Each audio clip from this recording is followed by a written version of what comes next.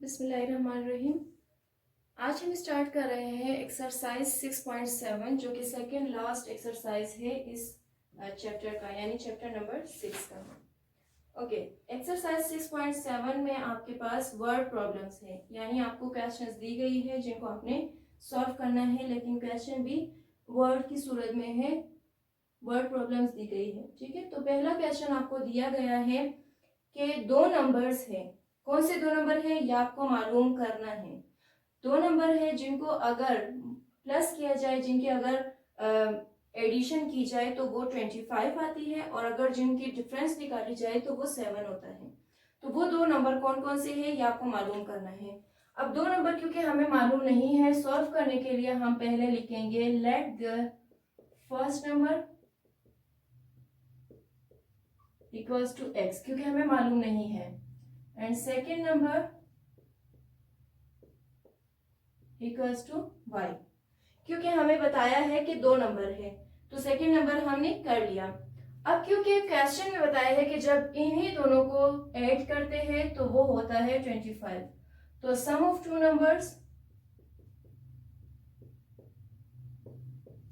Numbers is equal to x plus y. ये तो हो गया अकॉर्डिंग टू गिवन कंडीशन जो हमें बुक में दिया गया है, यानी क्वेश्चन के अंदर अकॉर्डिंग टू गिवन कंडीशन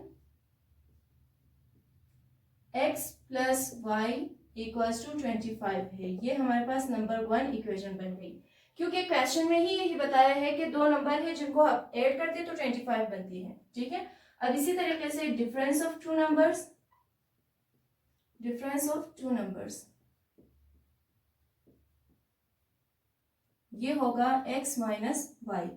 इसके लिए भी आपको क्वेश्चन में ही दिया गया है, तो अकॉर्डिंग टू गिवन कंडीशन आप लिखेंगे x minus y is equal to 7, क्योंकि ये आपको क्वेश्चन में ही बताया गया है। इसको मैं नाम दे रही हूँ इक्वेशन नंबर 2 का।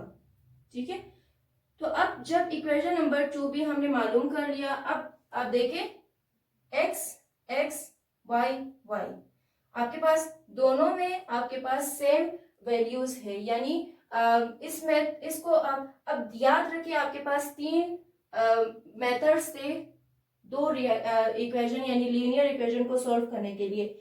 एक था आपके पास कोएफिशिएंट को इक्वल करने वाला, इक्वेटिंग द कोएफिशिएंट, दूसरा था एलिमिनेशन बाय सब्स्टिट्यूशन मेथड, और तीसरा आपके पास था क्रॉस मल्टीप्लिकेशन मेथड। तो इसको मैं कर सकती हूँ इक्वेटिंग द कोएफिशिएंट मेथड के थ्रू। तो यहाँ पे मेरे पास कोएफिशिएंट इनके इक्वल है, एक प्लस में है एक माइनस में है, तो मैं इसको ऐड करूंगी।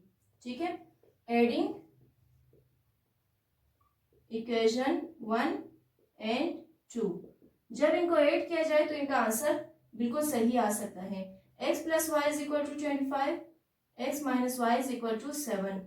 जब इनको मैं ऐड करूंगी तो देखिए ये दोनों cancel, 1 plus 1 is equal to 2x, 25 में 7 में प्लस करूंगी ये होगा 32, क्योंकि 7 8 9 10 11 12 2 1 कैरी 3। ठीक है, तो अब यहाँ का बाकी हिस्सा मैं यहाँ पे कर रही हूँ, x को मैं यहीं पे रहने दूंगी, 2 यहाँ पे मल्टीप्लाई है, दूसरी तरफ जाकर वो 32 से डिवाइड हो जाएगा, 32 ओवर 2, 2 1 2 2 1 2 2 6 12, यानी x इज इक्वल टू 16। ये हमारे पास x की वैल्यू आ गई है। तो अब मैं लिखूंगी put x is equal to 16 in equation 1। Equation 1 में मैं x की वैल्यू पुट कर रही हूँ, तो x plus y is equal to 25, तो x की जगह मैं 16 लिखूंगी, y इज इक्वल टू 25, 16 यहाँ पे प्लस है उस तरफ जाके माइनस हो जाएगी, तो 16 जब मैं 25 में से 16 को माइनस करूंगी तो मेरा आंसर आएगा 9। ये हो गया y की वैल्यू। ठीक है, अब हम देखेंगे कि क्या हमारा आंसर सही है या नहीं। 16 को अगर हम 9 पे प्लस कर ले तो क्या 25 आ रहा है। 16 17 18 19 20 21 22 23 24 25 बिल्कुल सही है, और 25 में से जब इन दोनों को हम माइनस करेंगे यानी 16 में से जब मैं 9 माइनस करूंगी तो वो 7 रहेगा। तो बिल्कुल हमारा आंसर सही है। तो आप लिख सकते हैं कि solution set is equal to 16 and 9। तो इसके साथ ही आपका क्वेश्चन नंबर 1 खत्म होता है। ओके, अब है हमारे पास क्वेश्चन नंबर 2। क्वेश्चन नंबर 2 में हमें बताया है कि जब दो नंबर को माइनस किया जाए तो उनका आंसर है 26 और एक नंबर दूसरे नंबर से 3 टाइम्स ज्यादा है। ठीक है, तो आपको बताया है कि आपने दो नंबर मालूम करना है। आप फिर से लिखेंगे सॉल्यूशन में let the first number is equal to x, second number is equal to y। अब आपको बताया है difference of two number, difference of two numbers क्या होगा, x minus y. Now according to given condition, क्योंकि ये चीज आपको इसी क्वेश्चन में बताई गई है, तो x minus y is equal to, आपको क्वेश्चन में क्या बताया है 26, इसको मैं नाम दे रही हूं 1 का। अब आपको बताया है 3 times of second number, second number का जो कि हमारे पास y है तो उसका 3 टाइम्स यानी 3y। ठीक है, ये भी आपको क्वेश्चन में बताया गया है। तो अब अकॉर्डिंग टू द कंडीशन आपको क्या बताया है, according to the given condition, ये भी आपको क्वेश्चन में बताया जा चुका है कि एक नंबर दूसरे नंबर के 3 गुना है, यानी x is equal to 3y। ये आपको क्वेश्चन में बता दिया गया है। तो जब मैं इस 3y को x के साथ लेकर आऊंगी, ये यहाँ पे प्लस है, इस तरफ आके माइनस हो जाएगी और वहां पे 0 रहेगा। इसको मैंने नाम दिया इक्वेशन 2 का। अब देखिए इक्वेशन 1 एंड इक्वेशन 2 में x दोनों के पास सेम कोएफिशिएंट है, इनको भी मैं डायरेक्ट सोल्व कर सकती हूँ। मैं यहाँ पे प्लस है, यहाँ पे भी प्लस है, तो मैं लिखूंगी सब्ट्रैक्टिंग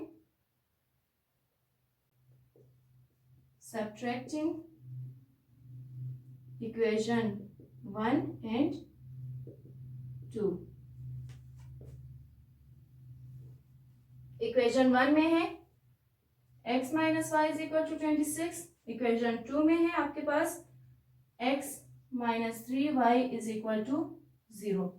तो यहाँ पे क्योंकि मैं सब्ट्रैक्ट कर रही हूँ तो ये प्लस कन्वर्ट होगा माइनस में, ये माइनस कन्वर्ट होगा प्लस में। यहाँ पे क्योंकि 0 के साथ कोई साइन नहीं है तो यहाँ पे मैं इसको ऐसे ही रहने दूंगी, क्योंकि वो अगर हम चेंज करें ना करें आंसर तो 26 का ही आएगा। ठीक है, या इसको भी अगर मैं माइनस में कन्वर्ट कर लूँ तो चले माइनस में कन्वर्ट करते, फिर भी आंसर वही 26 के साथ जो होगा वही आएगा।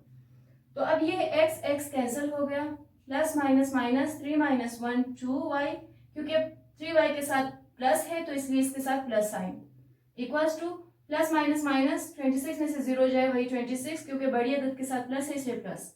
अब y को यहीं पर रहने देंगे 26 ओवर 2, क्योंकि 2 यहाँ पे मल्टीप्लाई हो रहा है, इस तरफ आके डिवाइड हो गया, 2 is 2, 2 is 2, 2 3 is 6, यानी y is equal to 13।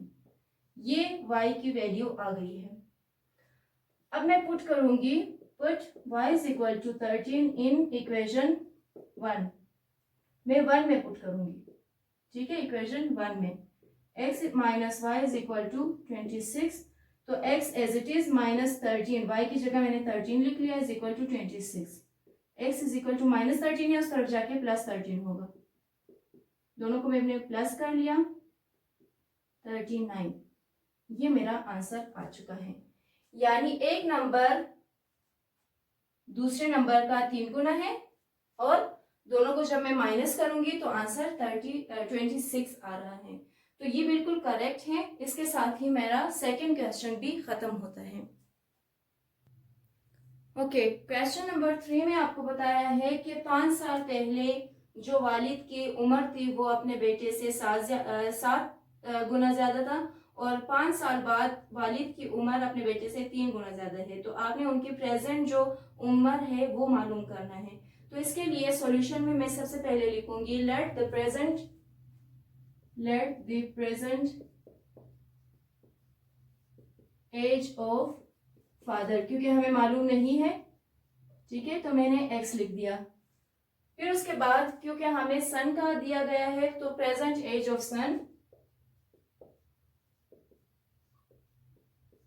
Sun is equal to y।